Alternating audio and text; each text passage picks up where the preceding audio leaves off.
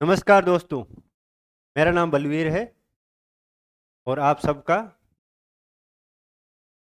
के स्क्वायर पे स्वागत है। आज हम यूजीसी नेट पेपर जो 2 होता है उसके बारे में जानकारी प्राप्त करेंगे।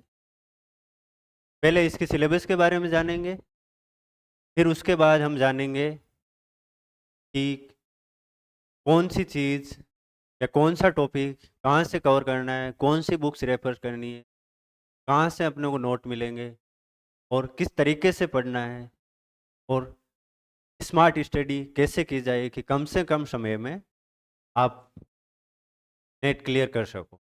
तो मेरी यही कोशिश रहेगी कि जितना हो सके मैं जानकारी देने की कोशिश करूँगा आपको। तो और इसके बारे में आपको अगर और एक्स्ट्रा जानकारी चाहिए तो आप हमारे टेलीग्राम चैनल और ऐप पर जुड़ सकते हैं। उसका लिंक हम डिस्क्रिप्शन में दे देंगे इस वीडियो में। तो वहाँ से और आप इस नंबर पे या फिर इस नंबर पे हमारे से संपर्क कर सकते हैं। पर्सनली भी आप संपर्क कर सकते हैं। तो जैसे भी आपको उचित लगे वो आपकी इच्छा है। तो आइए हम चलते हैं पहले इसके सिलेबस पे। तो सिलेबस में पहले 10 यूनिट दिए हुए हैं। उनमें से फर्स्ट यूनिट है ड्रामा, सेकंड यूनिट है पोइट्री और थर्ड है fiction and short story, fourth है नॉन फिक्शनल प्रोज, फिर है फिफ्थ लैंग्वेज, लैंग्वेज के बेसिक कंसेप्ट, उसकी जो थ्योरीज है वो पेडागोगी और इंग्लिश इन यूज। फिर है इंग्लिश इन इंडिया, उसमें इसकी हिस्ट्री, इवोल्यूशन और इसका फ्यूचर, ये सारी चीज़ें हैं। इसके अलावा कल्चरल स्टडीज़ है, फिर लिटरेरी क्रिटिसिज्म है, फिर लिटरेरी थ्योरी है। वो मोस्टली आपके पोस्ट वर्ल्ड वॉर सेकंड, दूसरा वर्ल्ड वॉर जो कि कब हुआ था 1945 में ख़त्म हुआ था, उसके बाद की जानकारी, उसके बाद की जो थ्योरीज है उसके बारे में पूछा जाता है।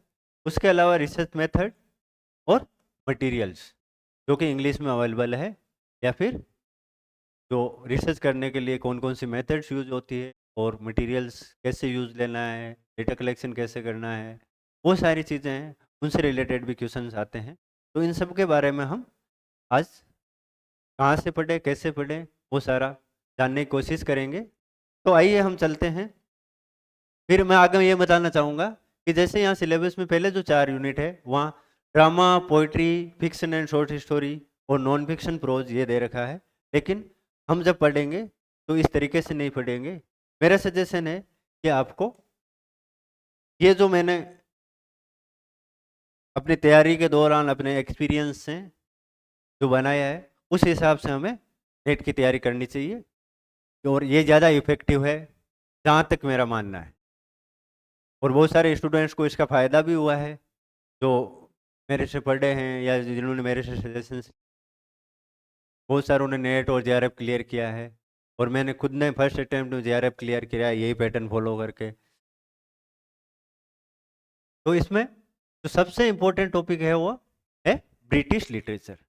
ब्रिटिश लिटरेचर एक मेजर कंपोनेंट है नेट के इस पेपर में, जहाँ से बहुत सारे क्वेश्चंस आते हैं। और मैंने प्रीवियस ईयर्स क्वेश्चंस पेपर को एनालाइज किया है तो उसमें मैंने ये ऑब्जर्व किया है कि ऑन एवरेज यहाँ से आपके 25 से 30 क्वेश्चंस है वो ब्रिटिश लिटरेचर से आते हैं 100 में से। इसके अलावा फिर है अमेरिकन लिटरेचर। अमेरिकन लिटरेचर में आपके ज़्यादा क्वेश्चन नहीं आते लेकिन 7 से 10 क्वेश्चन आने की संभावना अमेरिकन लिटरेचर से भी रहती है। फिर इसके अलावा है आपका Afro American literature. Afro American literature से भी 4-5 क्वेश्चन आ सकते हैं। फिर है कैनेडियन, ऑस्ट्रेलियन, कैरिबियन और अफ्रीकन लिटरेचर है, उससे भी आपके 5-7 क्वेश्चन आ सकते हैं। फिर है वर्ल्ड लिटरेचर। वर्ल्ड लिटरेचर से इतने आते हैं 5-7 क्वेश्चंस। फिर है Indian literature in English. Indian literature in English है वो स्पेशली एनईपी आने के बाद थोड़ा सा इस पर ज़्यादा वेटेज मिला है इस टॉपिक को, तो यहाँ से पहले कम क्वेश्चन आते थे, लेकिन अभी 10 या 10 से ज़्यादा क्वेश्चंस भी आ सकते हैं। और ऑन एवरेज जो देखने को मिला है वो 7 से 10 क्वेश्चंस इस एरिया से मिला है। फिर लिटरेरी क्रिटिसिज्म है। लिटरेरी क्रिटिसिज्म से आपको 10 से 15 क्वेश्चंस मिलेंगे। और लिटरेरी थ्योरी से भी आपको 10 से 15 क्वेश्चंस मिलेंगे। फिर कल्चरल स्टडीज़ है, वहाँ से भी आपको 10 से 15 क्वेश्चंस मिलेंगे। फिर वो जो बाकी जो टॉपिक है उनमें से ऑन एवरेज 2-3 क्वेश्चंस आप लेके कर लो इन सारों से, 2-3 क्वेश्चन। जैसे लिटरेरी पीरियड्स एंड मूवमेंट्स है, ये तो मैंने पढ़ने के लिए बाद में बताऊंगा इसके बारे में। अब अभी तक ये जो 12 पॉइंट है, पहले 12 पॉइंट है उनके बारे में अब हम देखते हैं कि मतलब इस हिसाब से अगर कैलकुलेशन हम निकालें तो कितने क्वेश्चंस किस टॉपिक से आ रहे हैं और किस हिसाब से पेपर मोस्टली आता है, या फिर जो ये जो टॉपिक है इनका वेटेज किस हिसाब से रहता है। तो यहाँ से हम लेके चलें तो आप लीजिए, मान ली 30 क्वेश्चन यहाँ ले लिए। फिर आपका अमेरिकन लिटरेचर है, अमेरिकन लिटरेचर से 10 क्वेश्चन ले लिए। फिर आपका एफ्रो अमेरिकन है, 5 ले लीजिए। फिर कैनेडियन वाला और ये है +5 इसके कर दीजिए। फिर वर्ल्ड लिटरेचर के +5 यहाँ कर दीजिए। फिर आपके इंडियन लिटरेचर है उसके 10 कर दीजिए। फिर लिटरेरी क्रिटिसिज्म थ्योरी इनके आप दोनों के मिला के 25 क्वेश्चंस कर लीजिए। कल्चरल स्टडीज़ के आप 10 क्वेश्चन लेके चलिए। तो कितने क्वेश्चन हो गए ये सारे? 30 और 10 40, 50, 55, 60, 70, 80, 85 और 95। तो 95 अराउंड क्वेश्चंस ये हो गए।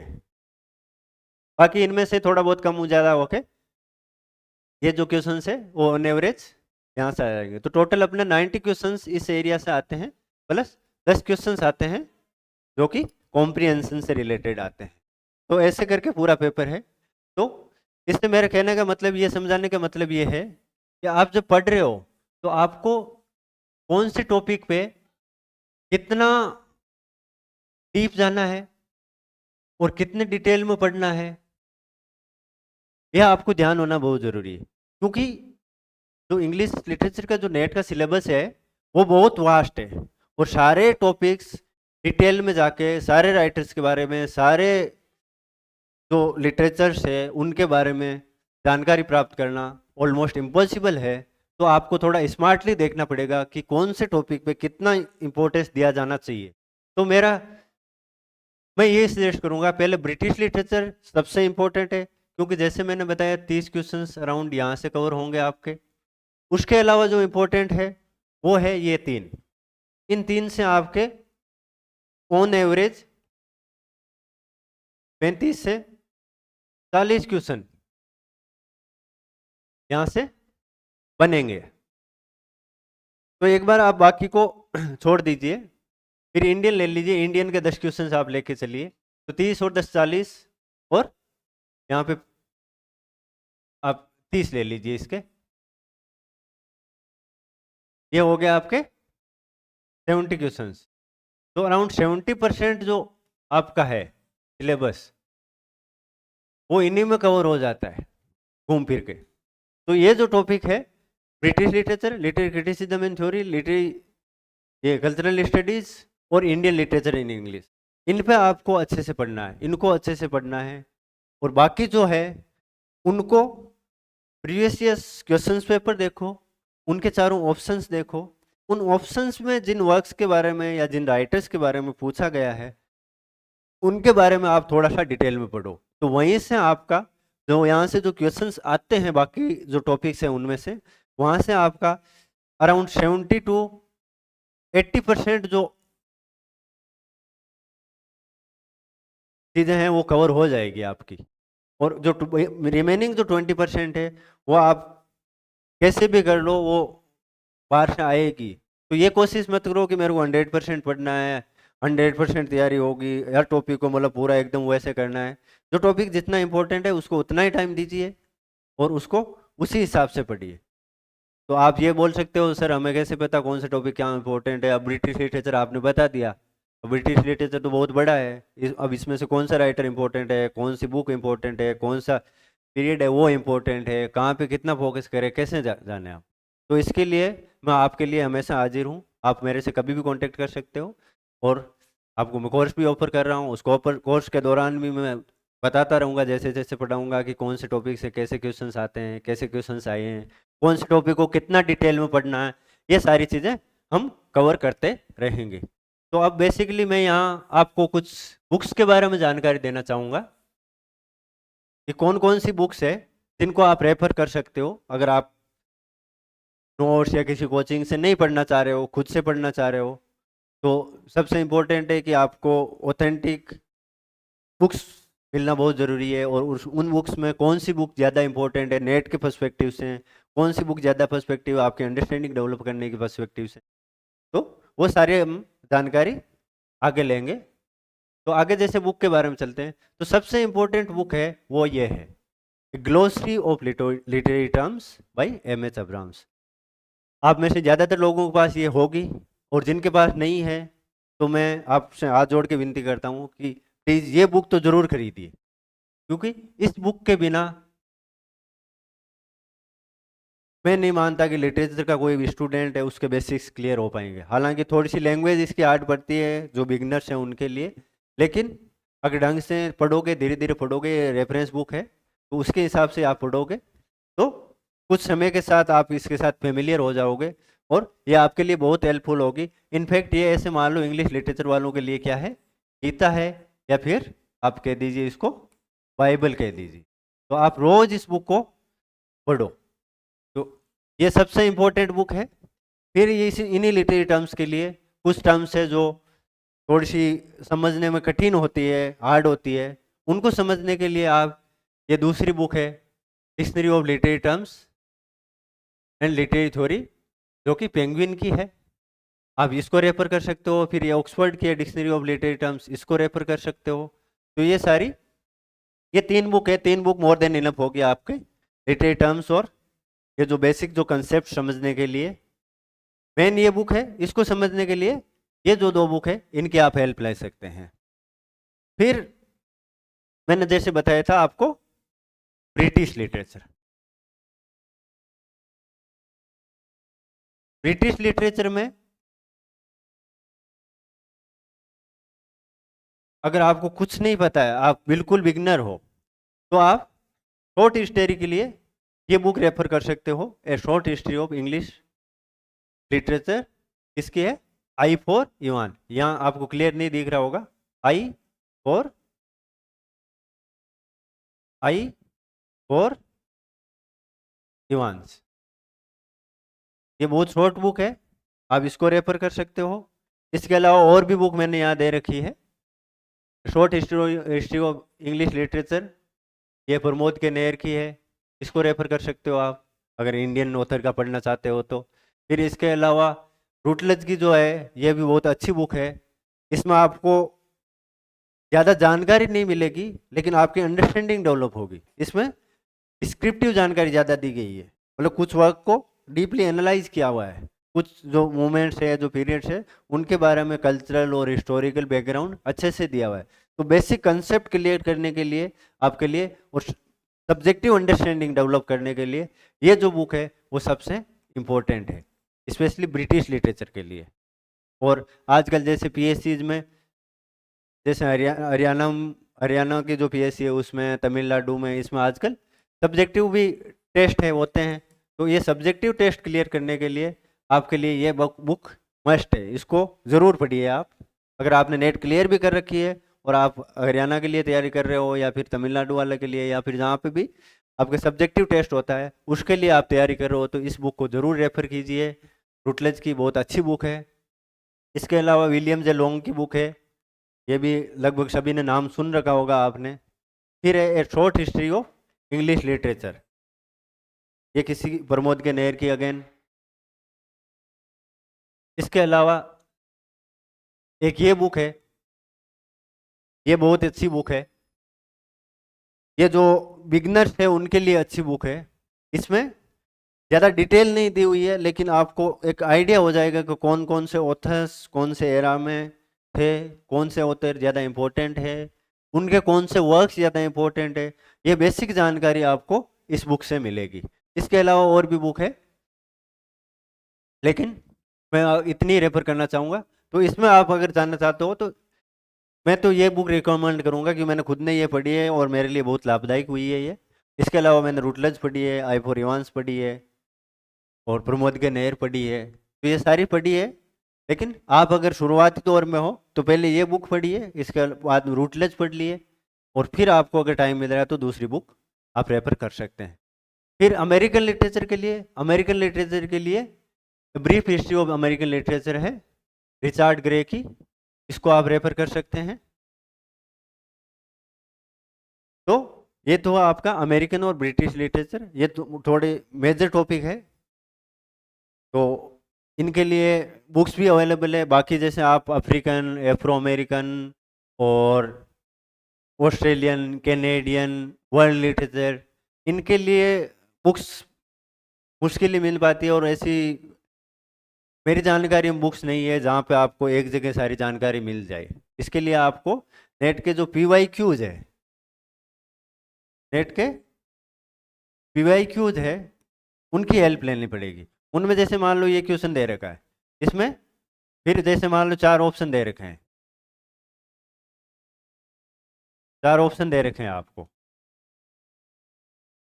तो आप चारों ऑप्शन में जो जो वर्क का नाम या राइटर का नाम जो कुछ भी दे रखा है उनके बारे में भी आप जानकारी इकट्ठी कीजिए, उनके एक नोट्स बनाइए कि कौन कौन से ऑथर्स है, कौन कौन से वर्क्स है जिनके बारे में पहले पूछा जा चुका है। तो वहाँ से आपका मेजर जो पोर्शन है वो क्लियर हो जाएगा। तो सबसे बेस्ट तरीका यही है जो बाकी जो टॉपिक है उनको क्लियर करने के लिए। और ये जो तरीका है ये आप अमेरिकन और ब्रिटिश और literary criticism, theory, cultural studies, इनके लिए भी अप्लाई कर सकते हैं। काफ़ी इफेक्टिव तरीका है ये। फिर हम आते हैं लिटरेरी थ्योरी। लिटरेरी थ्योरी में बिगनर्स के लिए पीटर बेरी की जो बुक आती है बिगिनिंग थ्योरी, काफ़ी अच्छी बुक है, इजी लैंग्वेज में और बहुत सारे एग्जाम्पल्स के साथ आपको इसमें थ्योरी समझने को मिलेगी। आपके बेसिक कंसेप्ट है वो इस बुक से क्लियर हो जाएंगे। फिर आप एडवांस में जाना चाहते हैं तो एडवांस में जाने के लिए आपको थोड़ा एडवांस में जाने के लिए जो MS नागराजन की जो बुक है English literary criticism and theory, वैसे ये ज़्यादा मतलब डिटेल में नहीं दिया हुआ यहाँ इसमें, लेकिन इजी बुक है, इंडियन ऑथर की है, तो इंडियन स्टूडेंट्स को थोड़ा इजीली समझ में भी आ जाता है ये। इसके अलावा लिटरेरी थ्योरी टुडे करके है, प्रमोद के नेर की है, ये भी अच्छी बुक है।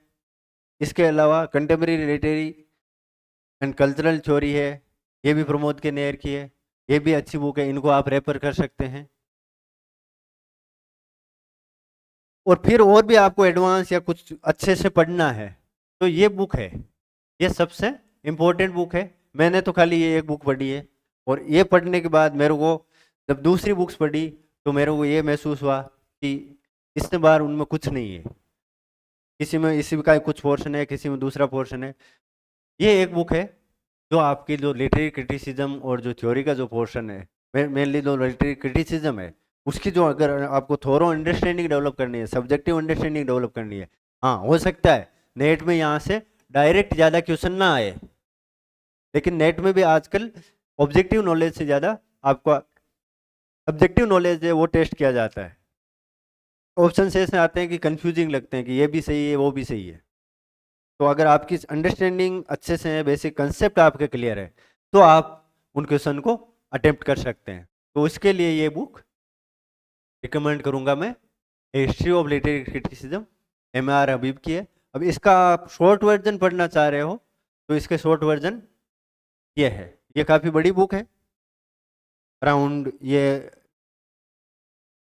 1000 पेजेज है और ये इसका ही छोटा वर्जन है, इसकी शॉर्ट फॉर्म है। तो आप ये अगर ये नहीं पढ़ पा रहे हैं तो आप ये ले सकते हैं। और इनके अगर PDF चाहिए तो PDF आप मेरे से संपर्क कर सकते हैं, मैं आपको फ्रीली अवेलेबल करवा दूँ। और हमारे टेलीग्राम चैनल से भी आपको इनके PDF मिल जाएंगे। इसके अलावा modern literary criticism and theory है, ये हमीम की है, ये भी अच्छी बुक है, इसको भी आप रेफर कर सकते हैं। इनमें जो कवर नहीं कर रखा है वो आपको इसमें मिल जाएगा। और फिर ये बुक है VK विंसेंट और क्लिनिक ब्रूक्स की, ये भी काफ़ी अच्छी बुक है। अगर डिटेल स्टडी करनी है, आपको लिटरेरी क्रिटिसिज्म एंड थ्योरी में इंटरेस्ट है, आप रिसर्च के लिए जाना चाहते हो,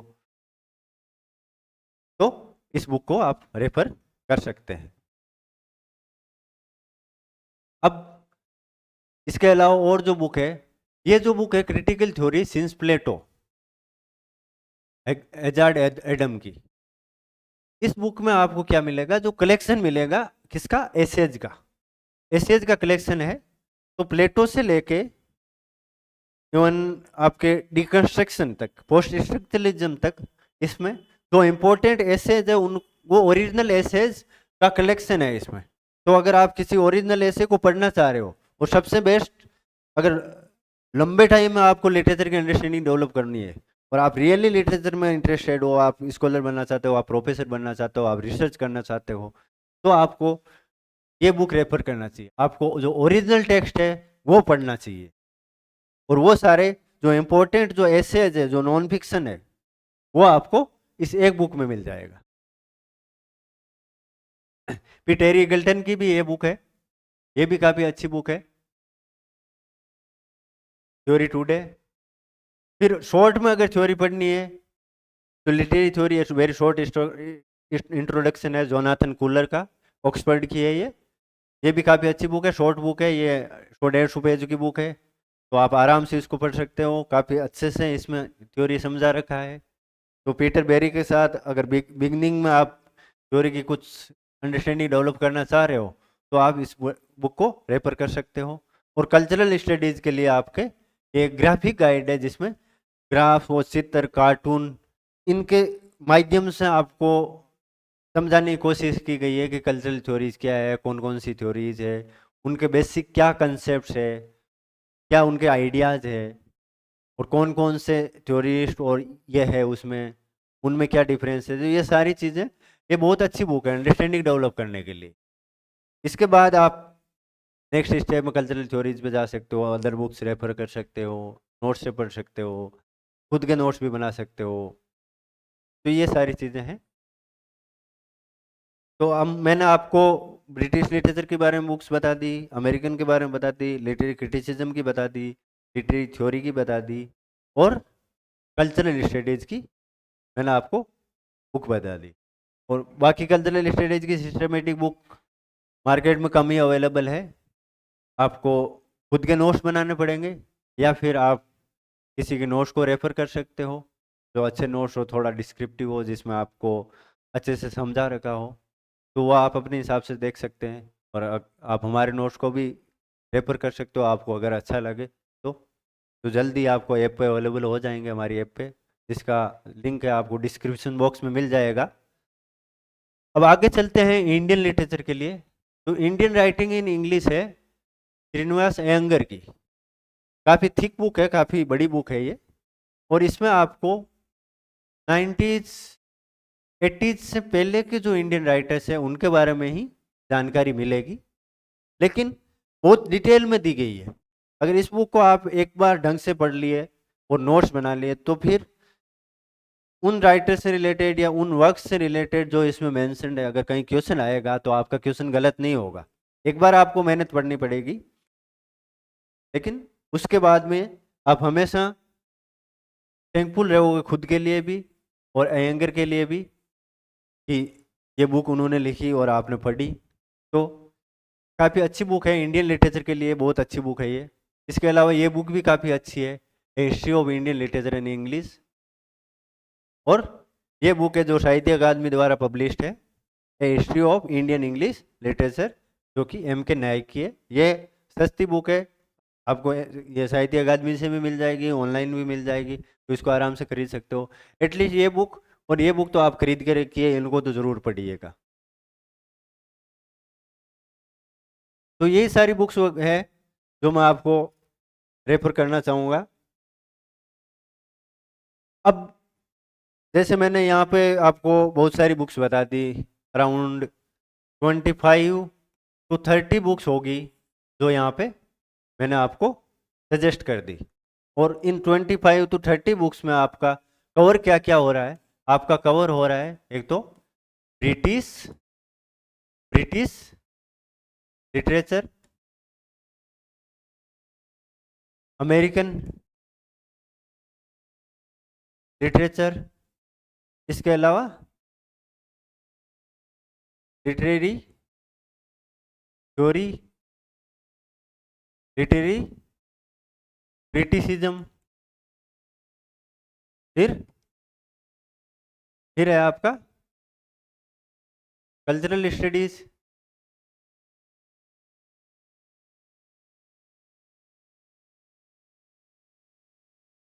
ये जो 5 टॉपिक है वही इनमें कवर हो रहे हैं। और बुक्स कितनी है? Around 25 to 30।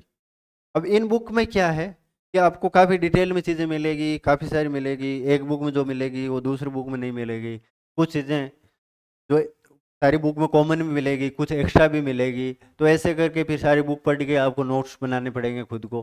तो अगर आप लंबा टाइम लेके अगर ग्रेजुएशन में हो और मास्टर्स तक आप तैयारी करना चाह रहे हो, 4-5 साल का टाइम है या फिर 2-3 साल का टाइम है आपके पास, या एटलीस्ट 2 ईयर का टाइम है, तब आप इन बुक से अच्छे से एक थोरो अंडरस्टैंडिंग लिटरेचर की डेवलप कर सकते हैं और बहुत हेल्पफुल भी होगी। और इसके अलावा भी आप वोरेशियस रीडर हो, आपको पहले से काफ़ी कुछ कंसेप्ट क्लियर हैं, तो भी आप इन बुक की हेल्प से आप नेट क्लियर कर सकते हैं। लेकिन अगर नेट में जो क्वेश्चंस आते हैं, एक्चुअली जो क्वेश्चंस आते हैं, उनमें सब्जेक्टिव नॉलेज के साथ साथ आपका ऑब्जेक्टिव नॉलेज भी टेस्ट किया जाता है कि आपको कितने मतलब फैक्ट्स याद है, कितने राइटर्स के नेम याद है, उनके वर्क्स के नाम याद है, उनके ईयर्स याद है। ऐसे भी काफ़ी सारे क्वेश्चंस आते हैं। तो इनके लिए आपको हमारे यूट्यूब चैनल के माध्यम से या फिर हमारी ऐप के माध्यम से हम हेल्प करने की कोशिश करेंगे कि आपको ज़्यादा टाइम नोट्स कलेक्ट करने में वेस्ट ना करके आप जो ऑलरेडी आपको बने बनाए नोट्स मिल जाए और उनसे आप कम टाइम में ज़्यादा से ज़्यादा आउटपुट ले सको और कम टाइम में आप नेट और जेआरएफ क्लियर कर सको। ये हमारी कोशिश रहेगी। इसके अलावा मैं आपको एक और तरीका बताना चाहूँगा कि मैं हमारी जो ऐप है उस पे हम जो PYQs है, जो PYQ है नेट के, स्पेशली 2018 से लेके 2024 तक के, अभी 24 में तो एग्ज़ाम एक हुआ था वो कैंसिल हो गया और दूसरा जो आपके अगस्त में शेड्यूल है, तो 24 के तो अभी अवेलेबल है नहीं। तो इसमें कोशिश रहेगी हमारी कि 2018 से लेके तो 23 के जो एग्ज़ाम्स हुए हैं, क्योंकि पहले पैटर्न अलग था, 18 में पैटर्न चेंज हुआ था, तो इसका जो सेकंड पेपर है उसमें जितने भी क्वेश्चंस आए हैं उनको मैं यूट्यूब पे समझाने की कोशिश करूंगा जितना कवर हो सकता है अगले 15 दिनों में। और इसके साथ साथ हमारी ऐप पे इनके जो पेपर है वो अवेलेबल करवाने की कोशिश करूंगा with detailed solutions. Detailed solutions in the sense, इसका सॉल्यूशन ऐसे नहीं मिलेगा जैसे मान लो क्वेश्चन है आपका, ये क्वेश्चन है, अब इसमें ए बी, इसमें जैसे आपके ए बी सी और डी ये ऑप्शन दे रखे, तो मोस्टली आपको क्या मिलेगा कि जैसे मान लो बी ऑप्शन करेक्ट है तो आपको बी के बारे में जानकारी मिल जाएगी, लेकिन ए सी और डी के बारे में जानकारी नहीं मिलेगी। और होता क्या है, बहुत बार ऐसा होता है कि अगर यहाँ से क्वेश्चन आया है तो अगली बार जो सी में पूछ रखा था उससे आसपास से कहीं से क्वेश्चंस आ जाते हैं नेट में। तो इसके लिए हमारी कोशिश रहेगी कि ये जो चारों ऑप्शन है उनके आपको डिटेल सॉल्यूशन मिले। और इसके अलावा इन पेपर के एनालाइज करके मैं खुद के क्वेश्चन तैयार कर रहा हूँ जिसमें जितना जो इम्पोर्टेंट मटेरियल है वो कम से कम 200 300 400 क्वेश्चन में, कि जो ज़्यादातर जो इम्पोर्टेंट टॉपिक है, इम्पोर्टेंट राइटर्स है, इम्पोर्टेंट मूवमेंट्स है, इम्पोर्टेंट लिटरेरी टर्म्स है, वो सारी उनमें कवर हो जाए तो उनके थ्रू आपका रिवीजन अच्छे से हो सके, ये भी कोशिश रहेगी। तो जल्दी से जल्दी वो भी आपको यूट्यूब पे अवेलेबल हो जाएगा। तो आप जुड़े रहिए हमारे से ये जानकारी लेने के लिए, और इंटरेस्टेड हो तो आप कमेंट कर सकते हैं, अगर कुछ कमी लगी तो आप कमेंट कर सकते हैं, अगर कुछ और इन्फॉर्मेशन आपको यूजीसी नेट पेपर 2 से रिलेटेड चाहिए तो आप हमें कमेंट करके या टेलीग्राम चैनल पे या फिर हमें इस नंबर पे या इस नंबर पे कांटेक्ट करके आप हमारे से जानकारी ले सकते हैं। तो आज के लिए मैं इतना ही कहना चाहूँगा, और अगर कुछ एक्स्ट्रा इन्फॉर्मेशन होगी तो मैं जल्द से जल्द आप तक पहुंचाने की कोशिश करूंगा। तो आज के लिए धन्यवाद, बने रहिए और हैप्पी स्टडी, अच्छे से पढ़िए, अपने घर वालों का ध्यान रखिए। धन्यवाद, थैंक यू।